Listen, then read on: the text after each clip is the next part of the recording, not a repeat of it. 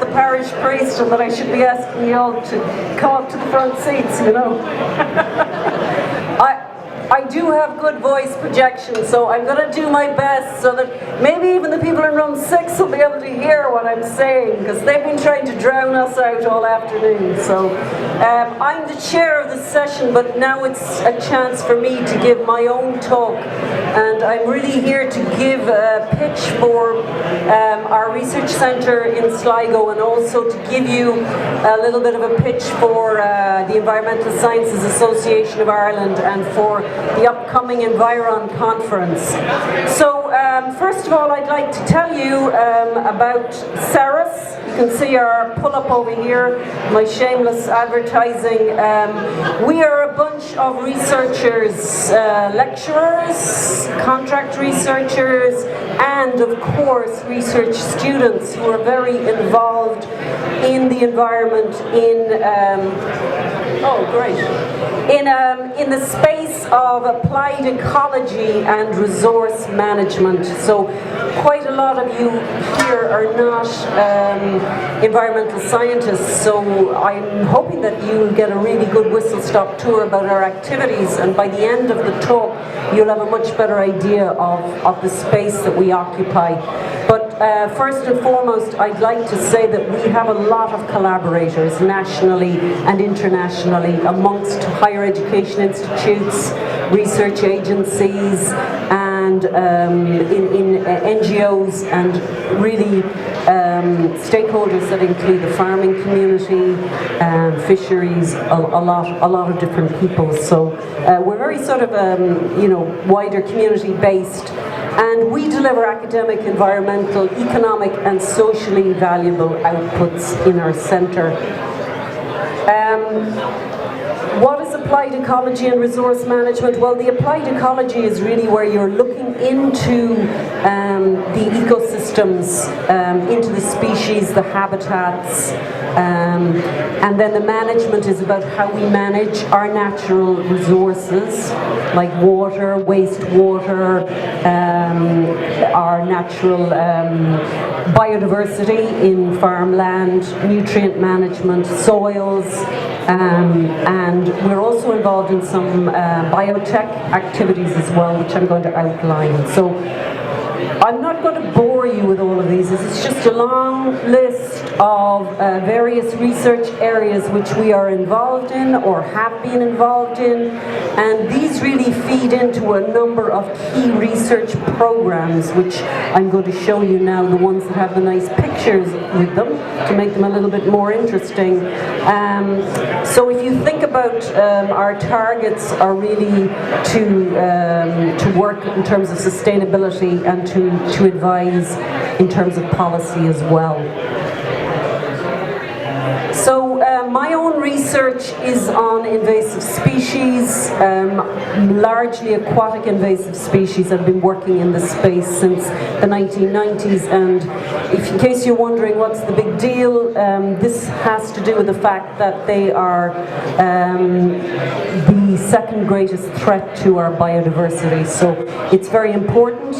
They have a cost to our ecosystems, but also fortunately for us scientists, in that it aids in the financing, they also have an economic cost and a socio-economic cost. So they are of interest. And we have about 5 PhDs and one master's student currently working on invasive species. I work on a program that's really integrated with another program in Queen's University Belfast with Jamie Dick, and we're working on a range of species and projects. Our new project just started on the 1st of March as a 3-year funded EPA project on prevention, eradication and control of invasive species, and this is going to include a number of work packages, including horizon scanning, biosecurity, practical control measures on a number of species, including winter heliotrope, which I want invite you all, if you're driving home this evening, to take a look out for this plant, because it's just finished flowering and it is everywhere once you get the eye in for it. So we're trying to develop means to control that, and also means to control other species, including the Asian clam.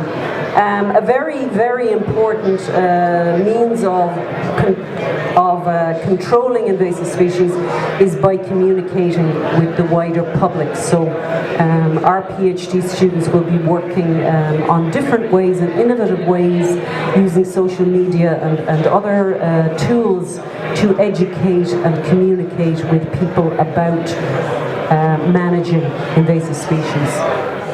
So enough about that. One of our other researchers, Coyd Coyle, is very involved in functional land management. She's working on her own PhD on soil ecosystem services to support sustainable intensification in agriculture with Teagasc and UU. And she's also involved in a project that's called Square, which is anything but square.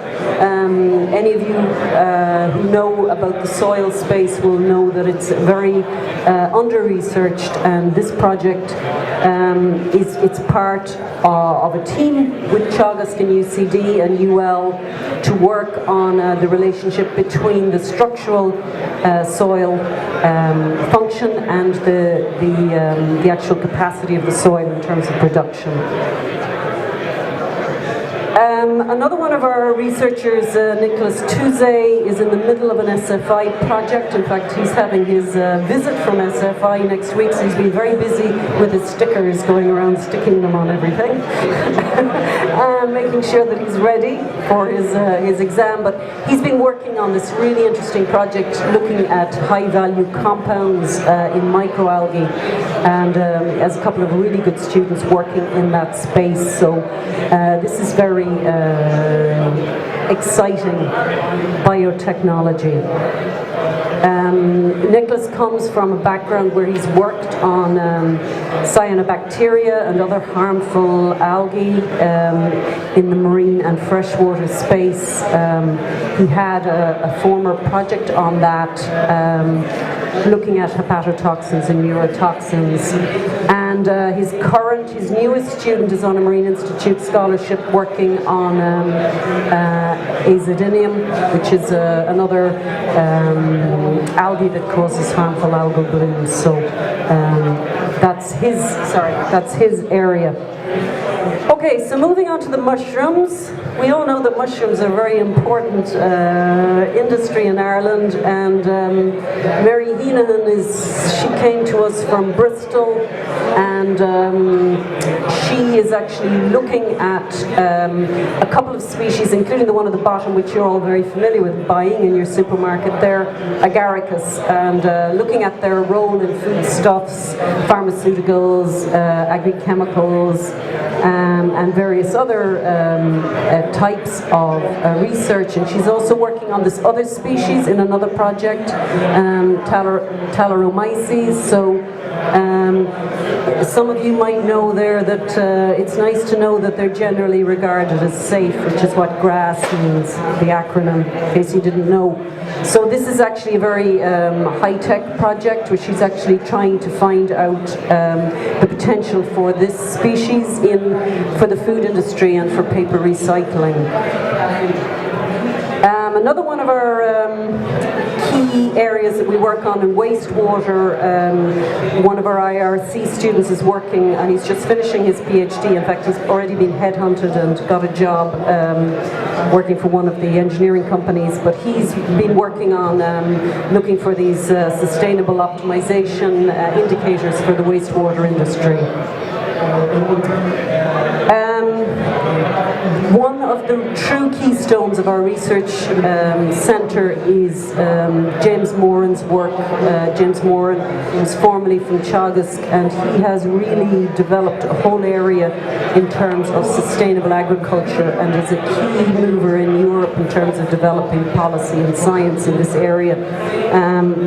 One of his earlier projects, which is still ongoing, is on identifying the distribution and extent of agricultural land of high nature their values. So you can imagine we're in Sligo, in an area of low intensive agriculture where some of the farms are of very high biodiversity value, but they need to be recognized as such.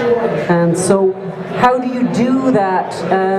Our new project, which is called our BAPS Results-Based Agri-Environmental Pilot Scheme. You might have heard about the Burn project. It's sort of run along the same lines.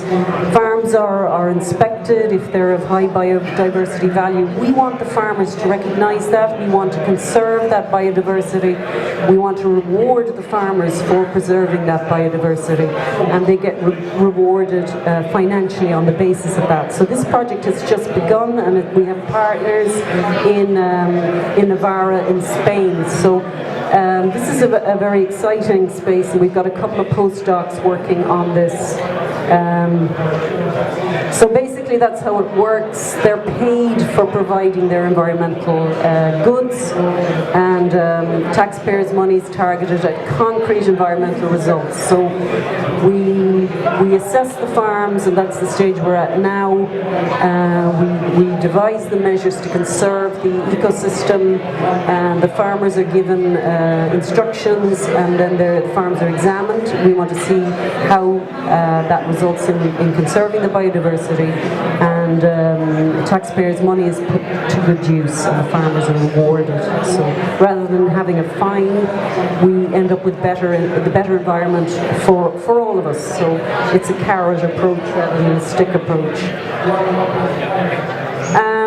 A lot of our science in CERES feeds into policy. So the invasive species, particularly in terms of the invasive species, and in terms of the sustainable agriculture. So the sustainable agriculture is feeding into CAP reform, rural development, and the invasive species policy, surface water regulations, and into European policy through a variety of means, and attending EU workshops and other networking in Europe and also in North America. So that's a whistle-stop tour of CERES, and I'm moving on now to talk about the Environmental Sciences Association of Ireland. Some of you probably don't know about this association, or you might think it's just for students. It's not. It's for anybody who's in the environmental space.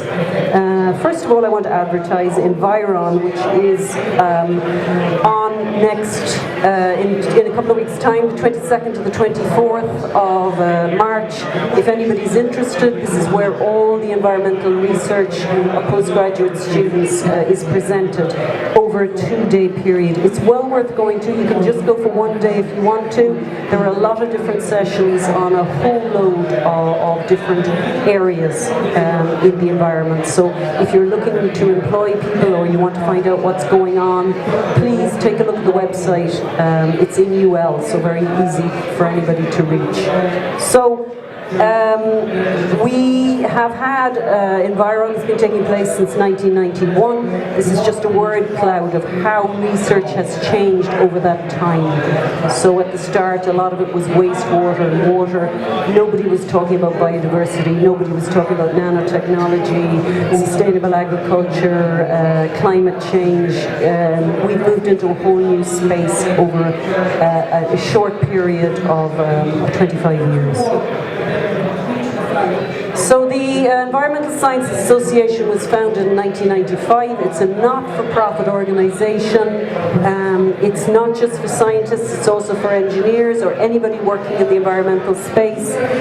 It's a forum to facilitate exchange, not just about Environ, but also we are involved in a number of different workshops throughout the year with a lot of different organisations. And it's really to provide a platform for science-based research and to increase awareness. So if you join the ESAI, there's a number of different benefits. We have a liaison in each college. There's free ESAI membership for all undergraduates. So any of you who are teaching, your students can join the ESAI for free. You get discounted rates for Environ and for workshops and seminars. And we also have competition, which actually Martina Prendergast there, who's in the audience, she set that up, Postgraduate Researcher of the Year. And we also support postgraduates in carrying out a grassroots workshop. So we have funding for postgrads to set up their own workshops, and that's co-funded with the EPA. So that's my talk for today. So now you know a little bit about CERIS. If anybody's interested in working with us in CERIS, as you see, we have a lot of partners. Please don't hesitate to contact me, or you'll find us on the website, or talk to me afterwards. Or if you want to talk to me about ESAI, I'm very happy to do that also. So thank you.